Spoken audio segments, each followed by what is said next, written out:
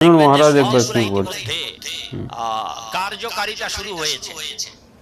ছেলেরা আপন পছন্দ মতো বিবাহ করবে, ছেলেমেয়েরা বাবা মার অনুমতি ছাড়াই বিবাহ বন্ধনে আবদ্ধ হবে।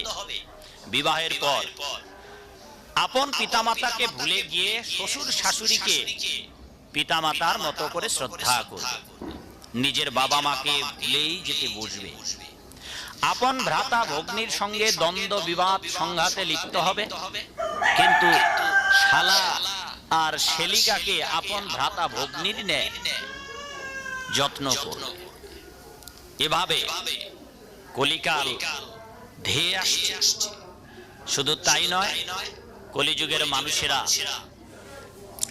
ভ্রাতা ভগ্নিতে এত দ্বন্দ্ব বিবাদ লিপ্ত হবে, সামান্য কারণের জন্য এরা মামলা মোকদ্দমায় লিপ্ত হবে। কলিকালের ব্রাহ্মণেরা সকল